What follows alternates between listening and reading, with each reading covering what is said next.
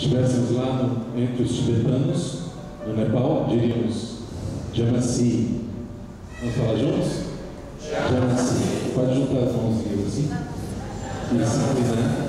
Essa é uma forma carinhosa de dizer: você é meu irmão em Cristo e eu tenho prazer de celebrar Jesus com você.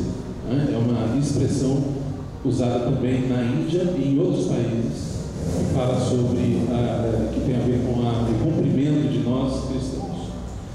É um grande prazer, um momento de alegria para nós estar aqui de novo, porque quando estivemos nesse mês de fevereiro lá no Nepal, a gente assim, sinceramente eu estive lá nesse período, estivemos lá nesse período entendendo que não estávamos sozinhos. Nós estávamos com plena certeza de que os irmãos aqui estavam conosco. Amém. Estavam em oração, estavam com o coração, com a mente. E é muito gostoso poder voltar e perceber e constatar isso. Muito bom ver irmãos nos abraçando, irmãos estavam com saudade. É muito bom mesmo ter essa sensação de corpo de Cristo, de gente que aprende a chorar junto na hora da dor, aprende a sorrir junto quando as coisas não vão bem, quando as coisas estão bem. E nessa noite eu estou muito feliz, porque estou aqui para celebrar com os irmãos um momento de vitória, talvez só um começo, né, de muita coisa que Deus ainda quer fazer, mas temos que admitir que é um momento de bênção, de vitória, de coisas maravilhosas que o Senhor já está começando a fazer através das nossas vidas, né? Apesar de sermos limitados, apesar de tão pequenos, o Senhor tem sido generoso e tem confiado a nós essa tarefa tão importante de continuar a tarefa de levar o Evangelho a todos os povos. Quero convidá-los a abrir suas Bíblias no livro de Mateus capítulo 6. Nós vamos meditar em um dos textos assim que Deus tem falado de forma especial comigo ultimamente. Eu acho que essa palavra que eu vou compartilhar é uma daquelas verdades que eu tenho certeza muitos aqui já ouviram várias vezes. Eu mesmo já ouvi o Senhor falar isso várias vezes comigo, mas nesses últimos dias, nos últimos meses, de uma forma especial, Deus tem falado comigo em relação a esse princípio contido aqui nesse parágrafo. Está desde o verso 19 até o final do capítulo. Mateus capítulo 6, do verso 19 até o verso 34. Mesmo assentados como os queridos estão, vou pedir por favor que você acompanhe aí a leitura desse texto. Mateus capítulo 6, do verso 19 em diante. Aqueles que não têm Bíblia, por favor, fique perto de alguém que tem uma Bíblia. Você que tem Bíblia, olha aí para o seu lado, vê se tem alguém que está sem. Sirva sua Bíblia para alguém, para a gente juntos ser alimentado pela palavra do Senhor. Mateus 6, do verso 19 até o verso 34. Vamos ler o verso 33 juntos. Eu vou ler uma vez, depois nós lemos juntos. Mas buscai primeiro o reino de Deus e a sua justiça, e todas essas coisas vos serão acrescentadas. Vamos ler mais uma vez juntos? Mas buscai primeiro o reino de Deus e a sua justiça, e todas essas coisas vos serão acrescentadas.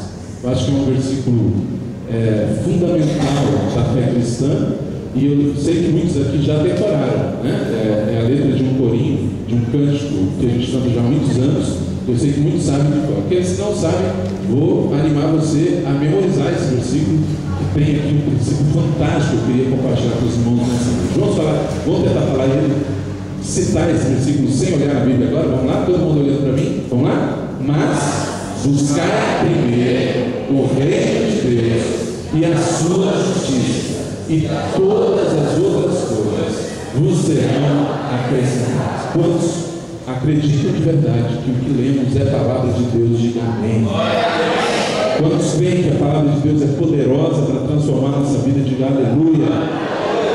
E quantos querem permitir que essa palavra, através do Espírito dele, do Espírito de Deus, venha transformar, fazer essa transformação nessa noite, nossa mente, nossa alma, nosso espírito? Diga glória a Deus. Amém. Vamos orar mais uma vez por isso. Pai querido, te louvamos pela tua presença, te glorificamos porque o Senhor está aqui entre nós. Te louvamos porque o Senhor recebe nosso louvor através dos cânticos, através de nossas ofertas, através do nosso serviço. E agora, Pai, estamos dispostos a ouvir a Sua voz, a perceber a Sua palavra na nossa mente, no nosso coração, mostrando para nós o que o Senhor quer que façamos. E até mais do que isso, através do Teu poder, do Teu Espírito Santo, nos fazendo capazes de executar essa Sua vontade, fazer com que essa Tua vontade seja cumprida, que o Senhor faça de nós mais do que ouvintes, mas que possamos de verdade colocar em prática esses princípios contidos aqui nesse texto. Que o Espírito de Deus tenha total domínio das nossas mentes, desses mundos, que as forças das trevas, opositoras do inferno, não tenham poder sobre nós, e que estejamos consagrando nossas mentes ao Senhor nesse instante, no nome precioso de Jesus. Amém. Quando nós temos uma experiência como essa que tivemos agora, não sei quantos aqui já foram para fora do Brasil, e especialmente foram para um país tão distante, com uma realidade social, cultural, principalmente religiosa, totalmente diferente da nossa. Quando temos uma experiência como essa, nós acabamos, inevitavelmente, a forma de ver o mundo, de ver a vida, especialmente a nossa mesmo, é totalmente transformada. Eu posso garantir para os irmãos que essa viagem foi um instrumento de Deus para fazer com que a minha visão em relação à minha vida, em relação à vida da minha família, em relação ao meu futuro, aos projetos que eu preciso definir, isso tudo foi não só melhorado, mas o Senhor usou essa viagem para definir muita coisa até bem detalhes do nosso futuro. O Senhor usou intensamente para a gente conseguir definir. E é impressionante que uma das coisas que faz com que a gente pense muito numa viagem como essa é sobre o grande desafio de fazer com que pessoas que vivem uma realidade totalmente diferente da que vivemos possam entender essa mensagem fantástica, maravilhosa do amor de Deus pela humanidade. O Evangelho de Cristo Jesus é algo que eles não conseguem entender, porque eles não têm cultura cristã, eles não aprenderam com seus pais, nem com seus avós, nem ninguém das suas gerações passadas tiveram a oportunidade de ouvir falar sobre Jesus, inclusive até sobre o Antigo Testamento, sobre a Bíblia de uma forma geral. E aqui, queridos, nessa noite eu quero compartilhar com os queridos sobre o que é que o Senhor tem me incomodado intensamente, para que eu possa ser instrumento nas mãos do Senhor, para que essa realidade deles possa ser transformada. Não uma realidade apenas social, não apenas a forma que eles tratam uns aos outros, não apenas o jeito de lidar na sociedade em que vivem, mas uma coisa muito mais profunda. Numa viagem como essa a gente percebe que o que eles precisam de verdade é ter uma experiência com o verdadeiro Deus, é fazer com que Deus pare de ser um ser tão distante ou um ser tão abstrato. Os hindus veem Deus de uma forma extremamente abstrata, e os budistas, como o que já comentou aqui, creem num Deus totalmente distante, uma realidade totalmente diferente dessa que nós vivemos aqui. Agora, o que mais nós percebemos é que isso tudo, a forma que eles veem a vida, a forma que eles lidam uns com os outros, tratam uns com os outros, tem tudo a ver com aquilo que eles acreditam, tem tudo a ver com aquilo que a fé que eles professam. Toda essa vida terrível que eles vivem, queria até pedir que aquela luz fosse desligada aqui enquanto eu falo. Queria que o Francisco exibisse ali algumas imagens.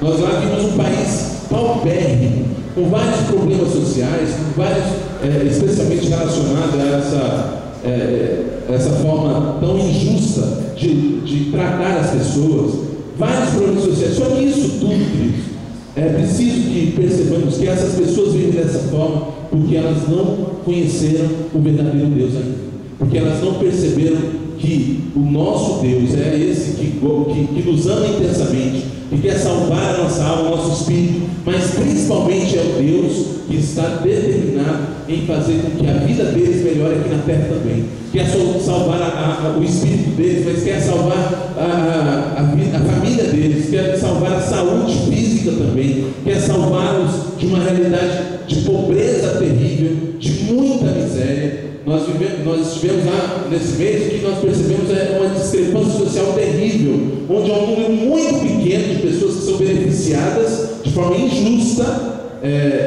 da pobreza de milhares. No Nepal existe quase 30 milhões de pessoas.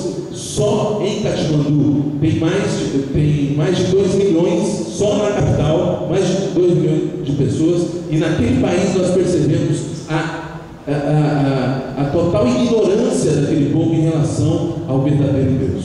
Nessa noite eu quero perceber com os queridos um pouquinho sobre o que de verdade pode fazer diferença para a vida de pessoas como eles. O que pode fazer com que pessoas como os tibetanos, que têm 2.500 anos, o budismo tibetano começou há meio milênio antes de Cristo, começou 500 anos antes de Cristo Jesus. E essas pessoas, elas, por mais que você fale na língua delas, por mais que você testemunhe de Jesus, fale que, olha, Jesus ama você, você precisa entregar sua vida para Ele, isso não faz muito sentido para eles, porque eles não têm a mínima ideia do que nós estamos dizendo. E aqui nesse texto o Senhor tem falado comigo intensamente sobre quais são os requisitos que Ele espera que a igreja dos últimos dias adote. O que o Senhor espera de mim e de você, para que possamos de verdade cumprir a grande comissão, completar essa tão difícil tarefa que é levar o Evangelho a tanta gente. Nós fomos apenas em um desses países, um país estratégico, onde existem ali vários fatores positivos no que se refere à pregação do Evangelho, especialmente por se tratar de uma nação hindu. Eles não têm tanto problema de perseguição, não é como o Brasil, mas não é um país com um elevado nível de perseguição. Mas, por outro lado, nós percebemos ali que as pessoas estão abertas, são receptivas. Vocês terem uma ideia, quando um estrangeiro chega no Nepal, ele pode viver aqui numa favela, aqui no Brasil, pode não ganhar nada, mas se ele chega lá num país hindu como o Nepal, ele já é considerado casta alta. Ele chega lá como casta alta, respeitado por todo mundo. As pessoas admiram os estrangeiros lá e são vistos por todos os hindus.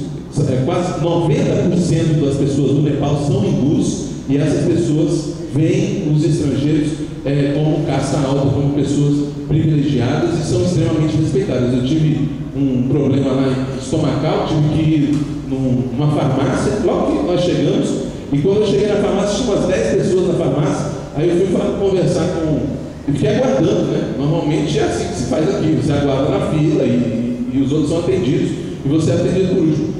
A pessoa que estava no balcão percebeu que eu não era nepal, né? Eu acho que pela altura, logo viu que não era nepal, e parou de atender todo mundo que estava lá e disse: pois não, senhor, o que o senhor está precisando? Eu falei: não, pode atender as outras pessoas aqui. Ele falou: não, o senhor mesmo. E os outros se afastaram, saíram da minha frente para que eu pudesse ser atendido. Aí eu entendi que se eu não fosse atendido naquele momento, os outros não iriam pedir remédio nenhum. O que ele dá para perceber é que eles estão escravos de vários dessa terrível artimanha do inimigo, do inferno, que é baseada nessas castas. E graças a Deus o Senhor está respondendo a oração da igreja. Muita coisa boa está acontecendo lá, inclusive tirando essa força que as castas têm tido lá durante esse tempo todo.